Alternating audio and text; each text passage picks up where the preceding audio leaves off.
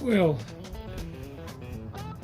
I'm going to do another vegetable lunch at this point, in that I haven't changed what I'm cooking at the moment. I haven't felt I should be putting up any barbecue tips, in that I'm not grilling meat at the moment.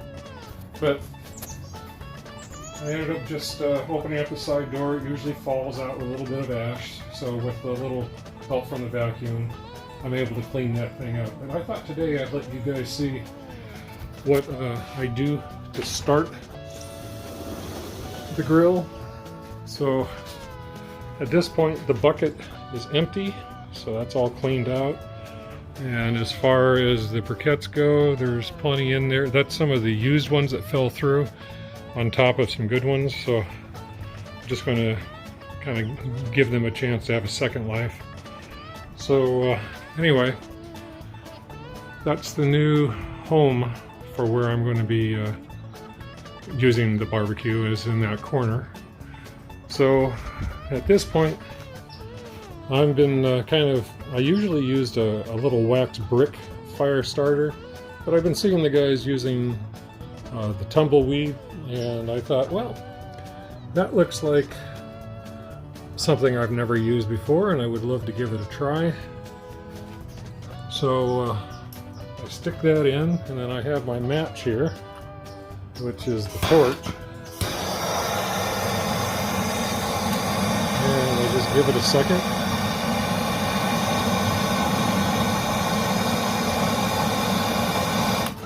Pretty sure it's burning at that point. And then I have some of my lump wood. In this particular case, I think it's apple. Yep, it is apple. And still learning how to use only one hand in life. I will put a couple of chunks of apple in there. Done yet. And a couple more pieces. And now, just in the time it takes to put in my little chunks, and after lighting that little tumbleweed starter, it's smoking pretty good. So I picked up this tip off of the internet, so I will turn it on.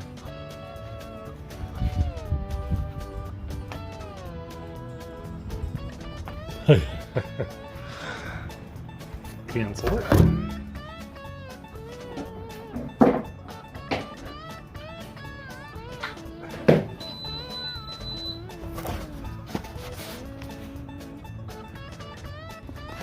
And after turning it on, I'll press the temperature, and 225 is fine, so I'll set that. So that's going to take care of that part right off the bat. I've got my blades out, so the little haystack is doing its little job. And here's the trick that they've shown me, is where you just put your finger down, let the fans come on, and that will blow some air past the haystack. And should see smoke here pretty soon.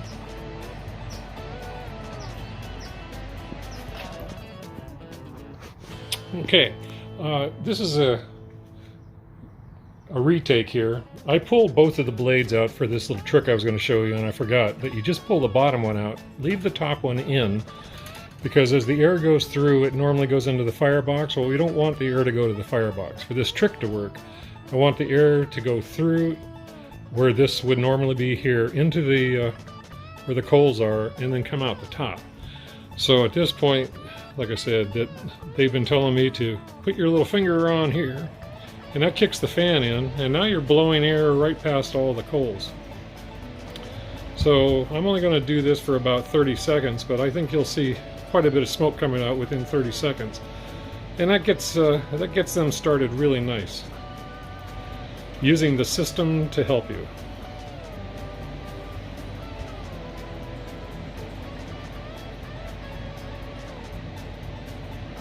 And that's probably not 30 seconds yet, but boy, look how quick all that happened, huh? So I'm going to take my finger off this little cover that Luke made. Sorry they're not available at this time, but I do like it. Put it down, put it in place. Now I can pull that blade out, and all the smoke now should be going right into the firebox, or into the, into the grill itself. So without a camera in my hands and the distraction of doing this, it usually goes very, very easily. I have no problem. It walks right on through, but it's not in my muscle memory yet. So talking about it kind of made that clumsy, but that's how I started, and I've been real happy with that. There's plenty of different ways of doing it. Your mileage may vary, but I have appreciated having the fans kicking things up before I seal it, because I have gotten a few error 4 codes, and an error 4 code, I think I looked it up, says that there's not enough heat in the box. So it's like, okay, and I haven't seen an error 4 code since I've done that. Okay, I don't usually show you guys me putting the vegetables on. It's just a simple thing. I'm using mats, and I just put the green ones on top, and I'm putting the rooted ones down here on the bottom, and I'm going to let them cook. I'm going to go about 15 minutes without taking a peek, and as I now take a second look at my grill, I'm seeing that the bottom door has a leak, and I've opened and closed that a couple of times to try to see if I can stop that, and it doesn't. So in that my channel here seems to have started with the term mods, I'm going to look at putting a different seal around that door. Again, oh, look at that. Must have been a little clump of something that fell down in there. But yeah, I think that bottom door can use a little help. I don't want to be losing too much out through there. And I can see now through the camera that there's a lot of ash around that door, so it's been leaking for a while. So I've got no complaints against Masterbuilt doing this. This is sort of a brand new thing, and I feel that we're kind of beta testers here for them. But that may not be a big deal to everybody, but I'll take a look at that. Now, as I go on, it's straightforward. Nothing to report. I'll be back in 15 minutes. Well, this is note to self. To get the grill at 350 so that I can do my vegetables, I've had to take the temperature to like 460. So it's about 110 degree difference there. Just a note. So, my bad. When I popped the top off of this and was ready to pull the vegetables off, they were so perfect that I got them into the tray, got them into the house, and my wife and I gobbled them right up, and now I'm out here going, damn, darn, I didn't finish my grill. But I will finish it with possibly a mod tip, so that if you've come this far, you won't leave without something. And part of what that is that my thinking is I've been looking at this Kinkford pan, and I'm looking at the bottom of it there. It's actually kind of like full screen at this point with all the little rips and ripples that it has. So let me go get the stainless steel piece and I'll show you. Okay, so if I couldn't get this stainless steel piece that's on here, which right now I'm hearing that they're not in stock and they may not be in stock again, it almost is the size of this aluminum tray. But if you look, the heat material, this stuff here is used as a heat seal. It's sticky on one side and it's soft on the other. That's what's on here. So I would cut out this tray, maybe not as long, I'd trim off the length of it to make it from here to here the same, and from here to here it's going to be a little short.